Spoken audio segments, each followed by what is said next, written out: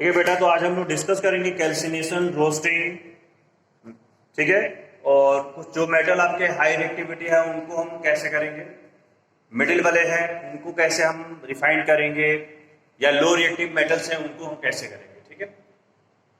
Extraction of metals के हम बारे में स्टडी कर रहे हैं, मेटलर्जी के बारे में। एक हफ्ते बाद आते हैं तो थोड़ा सा रिवाइज कर दूं। पहले मैंने बोला था आपको concentration of remove the impurities, ठीक है। दूसरा मैंने डिस्कस किया हुआ था इम्प्योरिटी हटाने के बाद आप लोगों ने ओर पा गया, ओर में से मेटल कैसे निकालोगे, ठीक है।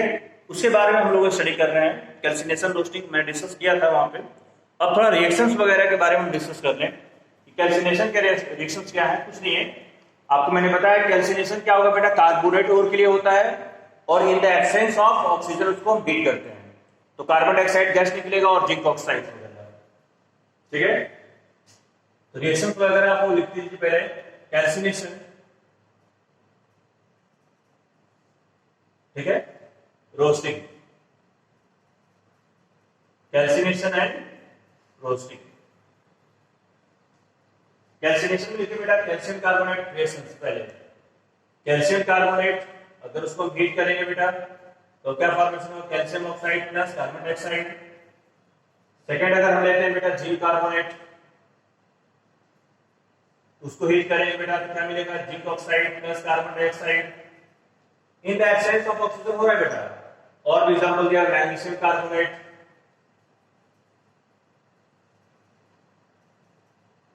MgO plus CO2। ये तीन रिएक्शन आपके हैं कैल्सिनेशन के लिए। रोस्टिंग के लिए मैं बताया था, रोस्टिंग यस आ रहा है सल्फाइड और, कैल्सिनेशन में C आ रहा है फॉर कार्बोनेट और, ठीक है। और रोस्टिंग में यस से सल्फाइड, यस से SO2 गैस। कैल्सिनेशन में C for carbonate and C for carbon dioxide. तो लर्न करने के लिए आपके लिए बेस्ट हो जाएगा। और रोस्टिंग के लिए आपको पता है कोई चीज रोस्ट करते हैं, चिकन रोस्ट करते हैं तो वहां पे ऑक्सीजन की जरूरत पड़ती है, यानी रोस्टिंग आपके ऑक्सीजन के प्रेजेंस में होगा। जब एक ऑक्सीजन के प्रेजेंस में होगा तो दूसरा क्या है बेटा, इन द एब्सेंस ऑफ ऑक्सीजन। तो तीन जो डिफरेंस आपको तैयार रहेंगे। रोस्टिंग सल्फाइड ओर के लिए in the presence of oxygen, calcination for carbonate ore in the absence of oxygen, in calcination carbon dioxide gas release, in roasting sulphur dioxide gas release, ठीक है। तो रिएक्शन का लिख दीजिए आपको ZnS प्लस O2। अब फॉर्म करिए क्या बनेगा, PbS plus O2, Cu2S super sulphide है प्लस O2, ठीक है। क्या बनेगा, ZnO PbO copper oxide plus SO2 plus SO2 plus SO2, ठीक है। बैलेंस की जरूरत नहीं है, बैलेंस कर भी सकते हैं, ठीक है। आप इसको नोट कर लो पहले।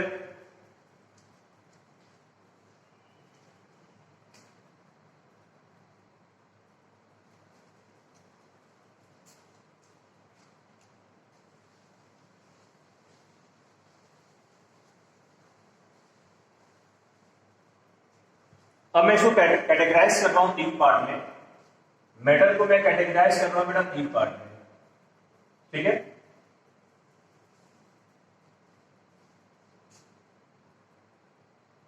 लो रिएक्टिविटी मेटल,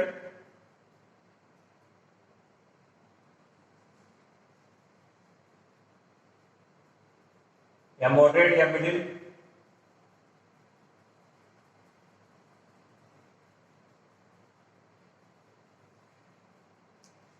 और तीसरा आपका हाई रिएक्टिविटी।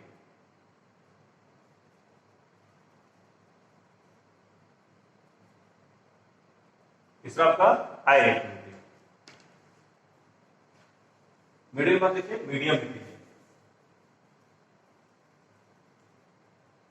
मीडियम रिएक्टिविटी, ठीक है। लो रिएक्टिविटी में सल्फाइड होगा आपका,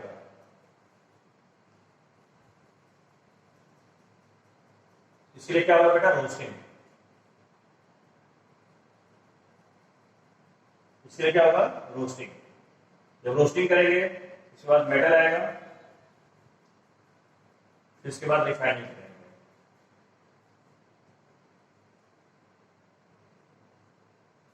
ठीक है। मीडियम वाले में आ जाइए बेटा, इसमें कैल्सिनेशन रोस्टिंग दोनों होगा, कार्बोनेट और और सल्फाइड। ठीक है बेटा। कार्बोनेट और के लिए कैल्सिनेशन, कैल्सिनेशन, और सल्फाइड और के लिए रोस्टिंग। ठीक है। अब इससे आपका बनेगा मेटल, मेटल ऑक्साइड। दोनों से क्या बन रहा है? Metal oxide. दोनों से क्या बनेगा बेटा? Metal oxide. अब इसका क्या करेंगे बेटा? हम रिडक्शन। ठीक है। अब ये कन्वर्ट हो जाएगा बेटा मेटल में, ये इम्प्योर होगा। फिर क्या करेंगे? रिफाइन।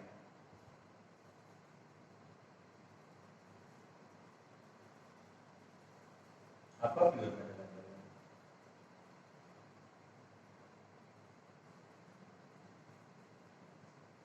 हाई रिएक्टिविटी में क्या है? सिंपली हम लोग इलेक्ट्रोलाइसिस करेंगे। क्या करेंगे? इलेक्ट्रोलाइसिस। इलेक्ट्रोलाइसिस ऑफ मोल्टेन ओर। उसके बाद आपको प्योर मेटल मिल जाएगा।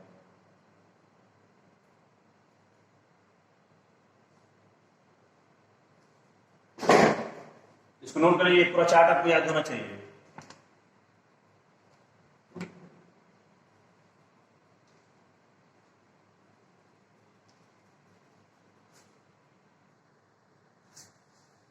अब लो रिएक्टिविटी में कुछ एग्जांपल मैं दे रहा हूं जो एग्जाम में बहुत बार आए हुए हैं, अक्सर पूछे जाएंगे आपसे। तो लो रिएक्टिविटी में रोस्टिंग हो रहा है तो मरकरी सल्फाइड लेंगे, इसको ऑक्सीजन के प्रेजेंस में हीट करेंगे तो आपका फॉर्मेशन होगा बेटा HgO प्लस SO2। ठीक, स्टेप नंबर 1 है ये, स्टेप नंबर 1। जब आपसे बोलेगा एक्सट्रैक्शन ऑफ मरकरी का तो आप ये एग्जांपल लेकर कर देंगे। ठीक है, मरकरी सल्फाइड रोस्टिंग हो गया। अब इसके बाद इसका रिडक्शन करेंगे। रिडक्शन हम लोग डायरेक्टली हीट कर देते हैं, डायरेक्टली हीटिंग कर देते हैं। आपका आ जाएगा Hg, आपका आ जाएगा भैया। ठीक है, ये आपका इम्प्योर मेटल आ गया। ये क्या है? Impure metal. अब इसको हम लोग रिफाइनिंग कर देते हैं बेटा। अब आपका प्योर Hg आ जाएगा। ये क्या है? Pure Hg। स्टेप नंबर 2 है ये। ठीक है, तो मरकरी के लिए अगर पूछता है बेटा ये आपको 2 स्टेप लिखना पड़ेगा। कॉपर के लिए पूछता है बेटा, कॉपर सल्फाइड लेते हैं, इसका ऑक्सीजन की प्रेजेंस में कराएंगे बेटा, कॉपर ऑक्साइड प्लस SO2। ठीक, स्टेप नंबर 1। फिर इस कॉपर सल्फाइड को अगेन हम कॉपर सल्फाइड से रिएक्शन कराते हैं तो आपका मिल जाएगा कॉपर प्लस SO2। तो सेल्फ रिड्यूसिंग एजेंट की तरह ये काम कर रहा है कॉपर सल्फाइड। कॉपर ऑक्साइड को ये फिर से कन्वर्ट कर दे रहा है कॉपर में। ठीक है, स्टेप नंबर 2। ठीक है, अब ये अभी क्या है? इम्प्योर है। ये क्या है बेटा? अभी इम्प्योर है। अब इसको रिफाइनिंग करेंगे हम लोग तो आपका प्योर कॉपर मिल जाएगा, प्योर। ठीक है, ये 2 स्टेप आप याद रखेंगे। कॉपर के लिए आप मरकरी सल्फाइड के लिए कॉपर सल्फाइड, इसके दोनों हो रहे हैं। ठीक है, सिनेबार और इसका नाम क्या है बेटा? Copper glass. ठीक है, कॉपर ग्लास याद हो गया है ना? और को वगैरह और आपको याद होना चाहिए, बिना और याद हुए नहीं हो पाएगा। ठीक है, HgS सिनेबार। ठीक, नोट कर लीजिए सेक्शन को पहले।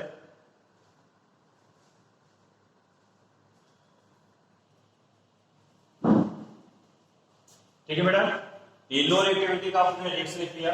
रिएक्शन इंपॉर्टेंट है बेटा, ऐसे क्वेश्चन आप हमेशा आजकल पूछे जाएंगे तो इस रिएक्शन को आप लोग याद रखेंगे बेटा। अब हम लोग आते हैं मिडिल रिएक्टिविटी में, मिडिल या मीडियम रिएक्टिविटी में। ठीक है,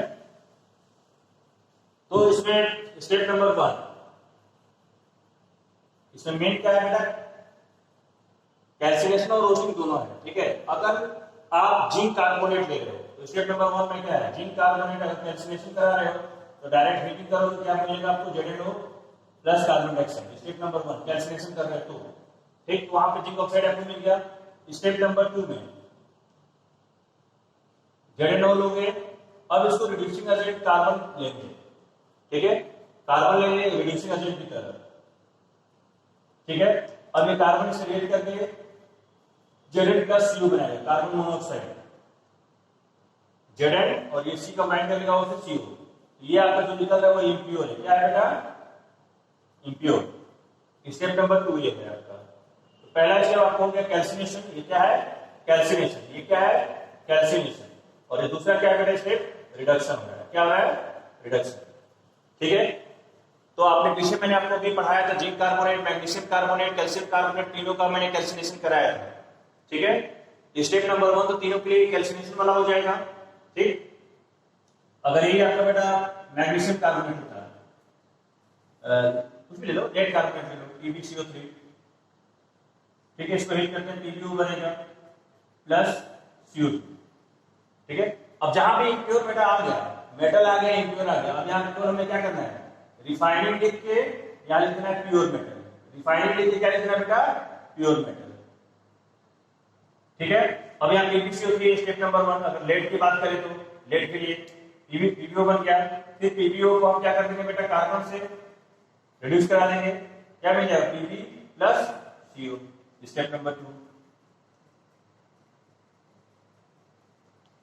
ठीक।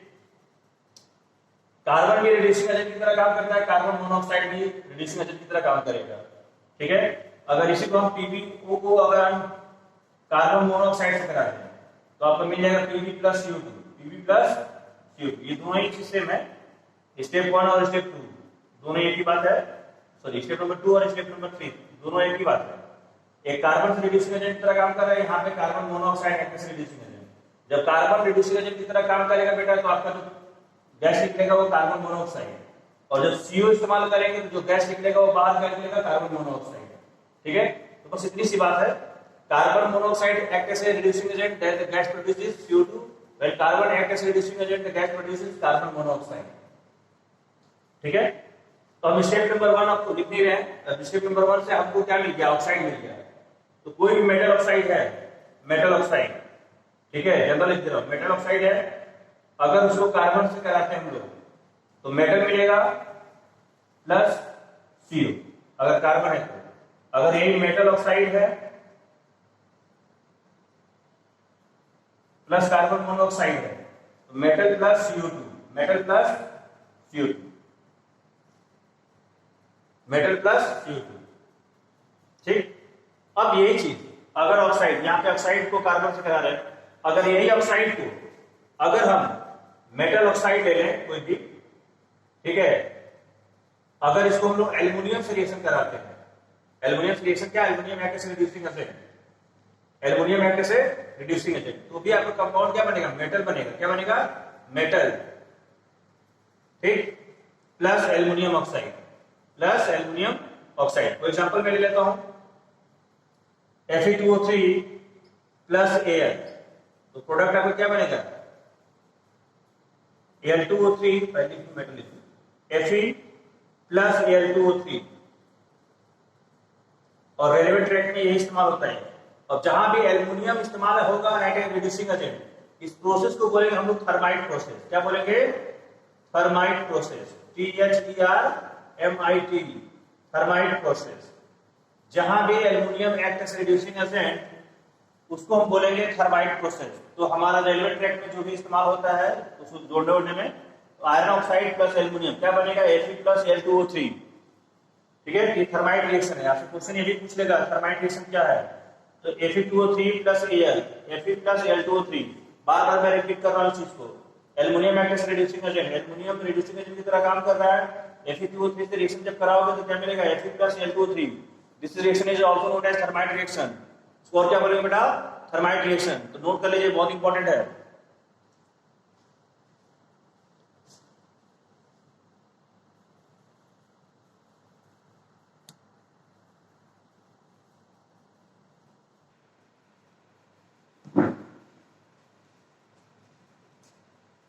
देख लीजिए एक बार और समझा दे रहा हूं, फिर से समझ लीजिए।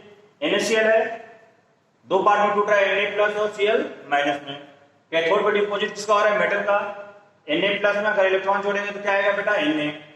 एनोड है, क्लोरीन गैस निकल रहा है, Cl2 के फॉर्म में है, तो 2Cl हो गया, 2Cl माइनस है, तो Cl2 में 2 इलेक्ट्रॉन जोड़ेंगे। क्लियर हो रहा है बात ना? डाउट होगा तो रिवर्स करके सोच लीजिएगा। रिएक्शन को रिवर्स करके, जब हम Na में से एक इलेक्ट्रॉन निकालते थे तो Na प्लस आता था, और Cl में एक इलेक्ट्रॉन जोड़ देते तो Cl माइनस आता था। यहाँ पे 2 Cl है तो क्या होगा, 2 माइनस, और यहाँ पे 2 इलेक्ट्रॉन है। क्लियर है कंसेप्ट ना? कैथोड पे आपका सोडियम का डिपोजिशन होगा, सोडियम मेटल का, प्योर मेटल का, ठीक है। एनोड आपका Cl माइनस। तो इस रिएक्शन को अगर आपसे हाईली रिएक्टिव मेटल से कोई भी आएगा तो उस रिएक्शन को आपको लिखना होगा यहाँ पे। अगर एल्युमिनियम ऑक्साइड है, पोटेशियम ऑक्साइड है, पोटेशियम कुछ भी है, ठीक है, जो भी आप इलेक्ट्रोलाइट्स ले लो, KCl ले लो। अगर हम KCl लेते हैं, अगर KCl तो क्या लिखेंगे कैथोड पे? कैथोड पे क्या लिखेंगे हम लोग? K प्लस इलेक्ट्रॉन बराबर K। एनोड पे क्या लिखेंगे बेटा? KCl है तो वही 2Cl माइनस बराबर Cl2 gas plus 2 electron, plus 2 electron, ठीक है। तो टेंशन नहीं लेना है, तो आराम से हो जाएगा, ठीक, नोट कर लीजिए।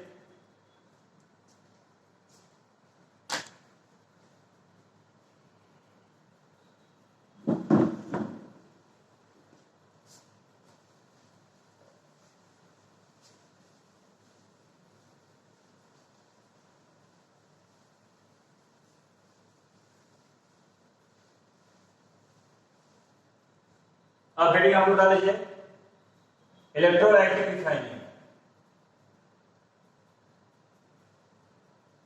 इलेक्ट्रोलाइटिक रिफाइनिंग,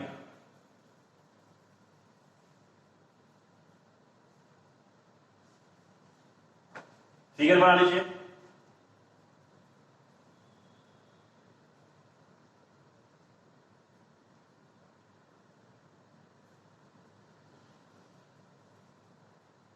ये कैथोड है बेटा, कैथोड इलेक्ट्रोड है, कैथोड इलेक्ट्रोड, और ये है बेटा एनोड।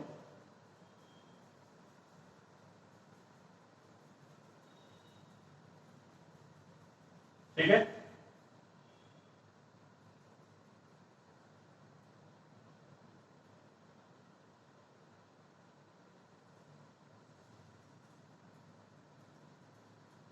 कॉपर 2 प्लस बता रहे हैं आपको, समझा रहे हैं अच्छे से। इसके अंदर जो सोल्यूशन है बेटा वो कॉपर सल्फेट का है। सोल्यूशन किसका है?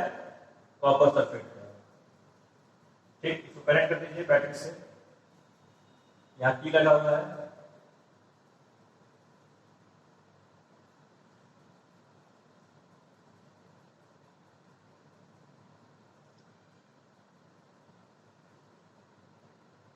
ठीक है।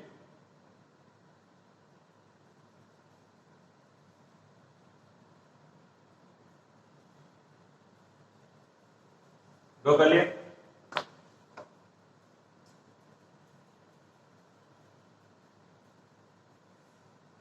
ठीक, इसमें लिखिए आप लोग,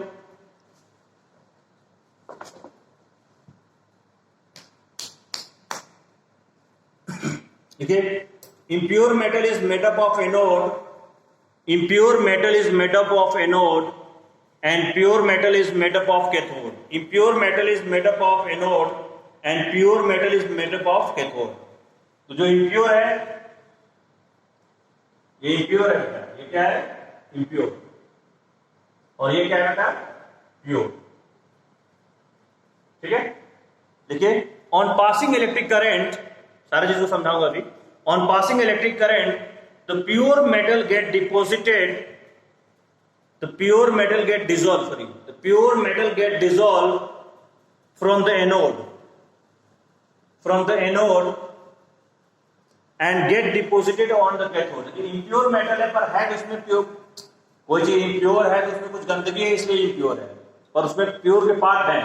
तो यहां से जो pure metal इसका डिसॉल्व होके या निकल के आके आपका कैथोड पे डिपॉजिट होगा, ठीक है। और कुछ मटेरियल एनोड्स के जो है इस सॉल्यूशन में सॉल्व हो जाएंगे, डिसॉल्व हो जाएंगे, और कुछ इम्प्यूरिटी इसमें डिसॉल्व हो रहा है, कुछ इम्प्यूरिटी इसमें डिसॉल्व हो जाएगा, और कुछ इम्प्यूरिटी जो डिसॉल्व नहीं होगा वो यहाँ बैठने लगेगा, वो यहाँ क्या हो जाएगा? बैठने लगेगा, सेटल डाउन होगा। तो कुछ इम्प्यूरिटी यहाँ पे सेटल डाउन होगा, जिसको हम बोलेंगे एनोड 1। Anode mud. ये भी क्या है, अनडिजॉल्व इम्प्यूरिटी लिखो, अनडिजॉल्व इम्प्यूरिटी मतलब जो इम्प्यूरिटी डिसॉल्व नहीं हो रही वो आके यहाँ पे क्या हो जाएगा बेटा, डिपॉजिट हो जाएगा और कुछ यहाँ सोल्यूशन में डिसॉल्व हो जाएगा, और जो प्योर मेटल है वो कहाँ डिपॉजिट हो जाएगा बेटा, कैथोड पे। ठीक है, on passing electric current the pure metal get dissolved from anode and get deposited on cathode. The solvent impurity go into the solution. The soluble impurities go into the solution and insoluble impurities settle down at the bottom of the anode are known as anode mud. मतलब जो undissolved impurity है वो dissolve तो हो नहीं रहा है तो वो सेटल डाउन होने लगेगा कहां पे, एनोड के नीचे, इसलिए हम उसको क्या बोल रहे हैं, एनोड मड। क्या बोल रहे हैं बेटा इसको, एनोड मड। ठीक है, उसके रिएक्शन है उसको लिख लीजिए आप लोग। At anode